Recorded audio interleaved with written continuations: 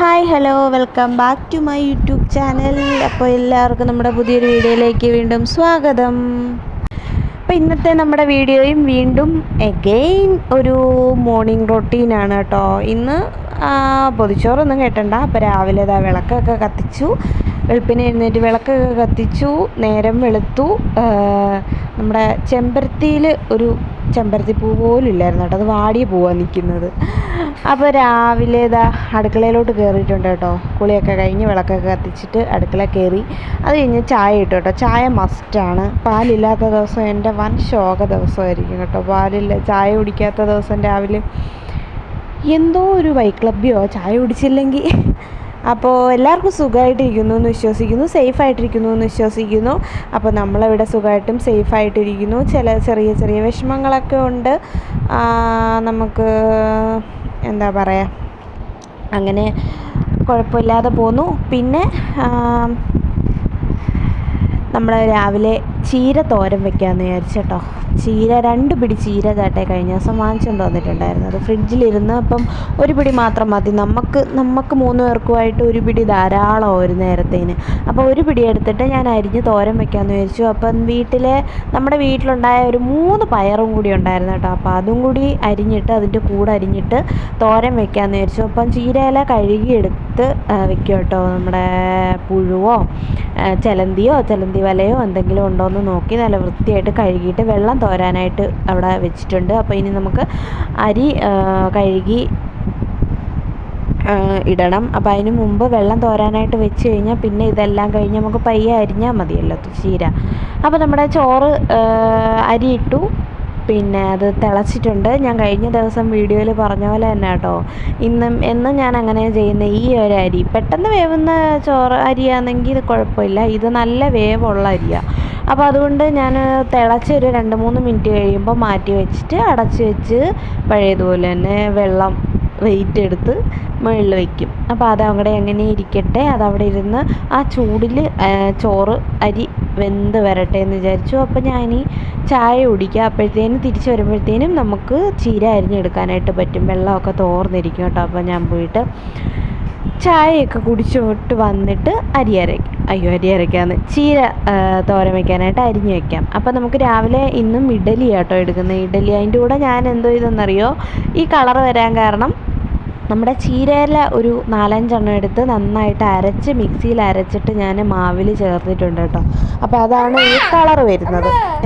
അപ്പോൾ അങ്ങനെ നീലൂട്ടനും കൊടുക്കാമെന്ന് വിചാരിച്ചു. അല്ലാതെ അവൻ തോരൻ വെച്ച് കഴിഞ്ഞാൽ ചില ദിവസങ്ങളിൽ കഴിക്കും, ചില ദിവസങ്ങളിൽ അങ്ങനെ അധികം കഴിക്കാറില്ല ചോറിൻ്റെ കൂടെ തോരൻ. അപ്പോൾ ഞാൻ വിചാരിച്ചു ഇങ്ങനെയൊക്കെയെങ്കിലും ഒന്ന് കുറച്ചെങ്കിലും വയറ്റിൽ പോട്ടെ എന്ന് വിചാരിച്ചു. കളറൊക്കെ കാണുമ്പോൾ ആളിന് ഇഷ്ടപ്പെടുമല്ലോ. അപ്പോൾ അങ്ങനെ കഴിക്കട്ടെ എന്ന് വിചാരിച്ചു.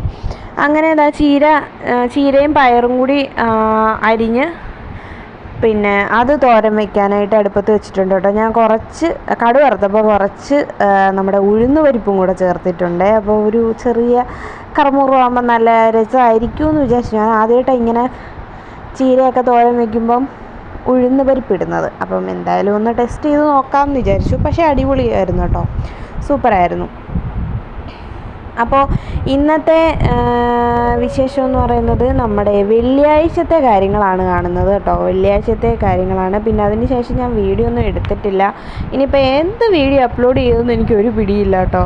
അതിന് ശേഷം നമുക്ക് കുറച്ച് തിരക്കും കാര്യങ്ങളും ഒക്കെ ആയിരുന്നു. നമ്മുടെ കുടുംബത്തിൽ ഒരു മരണവും അങ്ങനത്തെ കാര്യങ്ങളൊക്കെ ആയിട്ട് നമുക്ക് വീഡിയോ എടുക്കാനൊന്നും പറ്റിയില്ല. അപ്പം അതിൻ്റെ തിരക്കായിട്ട് നടക്കുമായിരുന്നു കേട്ടോ. അപ്പം ഇനി എന്തെങ്കിലും വീഡിയോ കണ്ടൻറ്റ് തപ്പി നടക്കണം എന്നാണ് വിചാരിക്കുന്നത്. അപ്പോൾ നമുക്ക് ഇഡലി പെട്ടെന്ന് വേവിച്ചെടുക്കാം കേട്ടോ. അപ്പം ഇഡലി ചീര അരച്ച് ചേർത്ത മാവ് മിക്സ് ചെയ്തത് തീർന്ന്. അപ്പം ബാക്കി മാവും കൂടി ഞാൻ ആ പാത്രത്തിൽ തന്നെ ആക്കിയപ്പം ചെറിയൊരു ലൈറ്റ് കളർ വ്യത്യാസമുണ്ട് കേട്ടോ.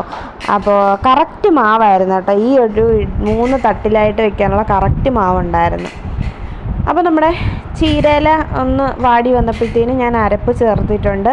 അരപ്പ് ചേർത്തിട്ട് നന്നായിട്ടൊന്ന് മിക്സ് ചെയ്തിട്ട് ആ വെള്ളമൊക്കെ ഒന്ന് ഊറി വറ്റി വരുമ്പോഴത്തേനും നമുക്ക് ചീരത്തോരൻ റെഡിയായി. അപ്പോൾ ഇനി ഇഡലി വെന്തോന്ന് നോക്കണം. ആദ്യം ഞാനൊന്ന് നോക്കി, ഇപ്പോൾ നോക്കുമ്പോൾ ഇഡലി വെന്തിട്ടില്ല കേട്ടോ. അങ്ങനെ ഞാൻ അടച്ച് വയ്ക്കും. പിന്നെ പോയിട്ട് നമുക്ക് പച്ചമുളക് പറിച്ചെടുക്കാനുണ്ട്, പച്ചമുളക് ചമ്മന്തി അരയ്ക്കാനായിട്ട്. ഒന്ന് രണ്ടെണ്ണേ ഉള്ളായിരുന്നു. കാരണം ബാക്കി കഴിഞ്ഞ ദിവസം ഞാൻ പറിച്ച് ക്ലീനാക്കിയായിരുന്നു. അപ്പം നമ്മുടെ വേറെ അപ്പുറത്ത് നിൽക്കുന്ന തൈലും കൂടി ഉണ്ടോയെന്ന് നോക്കാനായിട്ട് കേട്ടോ. ഇങ്ങനെ പറിച്ചപ്പോൾ ഈ ഒരു തണ്ടോടിങ്ങി ഒടിഞ്ഞു വന്നു കേട്ടോ. അതിനകത്ത് മൂന്നല്ല കുറേ മൊട്ടുകളും പൂവും വിരിഞ്ഞ് നിൽപ്പുണ്ടായിരുന്നു. അതെല്ലാം പോയി. എൻ്റെ ശ്രദ്ധക്കുറവ് കൊണ്ട് മാത്രം അത് പോയത് കേട്ടോ. എനിക്ക് നല്ല വിഷമമായി. പക്ഷെ സാരമില്ല, ഇനിയും ഉണ്ടാവും എന്ന് വിചാരിക്കുന്നു. അപ്പോൾ മുളക് ഇനി നിൽപ്പുണ്ട് കേട്ടോ, 3-4 കൂടെ നിൽപ്പുണ്ട്. അപ്പോൾ ഇനി അടുത്ത കറിക്ക് നമുക്ക് എടുക്കണമല്ലോ, അതുകൊണ്ട് ഞാൻ അതിനെ അങ്ങനെ നിർത്തിയിരുന്നു കേട്ടോ. അങ്ങനെ നിർത്തിയപ്പോൾ അത് വാടത്തൊന്നും ഇല്ലല്ലോ, അങ്ങനെ ഫ്രഷ് ആയിട്ട് നിൽക്കും. അപ്പോൾ നമുക്ക് ചമ്മന്തിക്ക് വേണ്ടുന്ന കുറച്ച് പച്ചമുളകുകൾ പറിച്ചെടുത്തിട്ടുണ്ട്. ഇനി അത് കൊണ്ടുവന്ന് പോയിട്ട് നമുക്ക് ചമ്മന്തി അരയ്ക്കാം. അപ്പോൾ ചമ്മന്തിയൊക്കെ ഇവിടെ റെഡിയായി. പച്ചമുളകിൻ്റെ ആ പച്ച കളറാട്ടോ, അത്ര കാണുമ്പം പച്ച കളറൊക്കെ കാണുമ്പോൾ നമ്മൾ വിചാരിക്കും അയ്യോ ചമ്മന്തി ഭയങ്കര എരിയായിരിക്കുമെന്ന്. പക്ഷെ അല്ല കേട്ടോ, അത്ര എരിയൊന്നും ഇല്ലായിരുന്നു. പച്ചമുളകിൻ്റെ ആ പച്ച കളർ കണ്ടിട്ട് എരിയൊന്നും വിചാരിക്കേണ്ട, ഒട്ടും എരിയില്ലായിരുന്നു ചമ്മന്തിക്ക്. അതുകൊണ്ട് പിന്നെ അതിന് ശേഷം അപ്പോൾ നമ്മുടെ ഇഡലിയൊക്കെ ഇവിടെ റെഡി ആയിട്ടുണ്ട്. ഇനി ഇത് ചൂട് പോകാനായിട്ട് മാറ്റി വെച്ചു.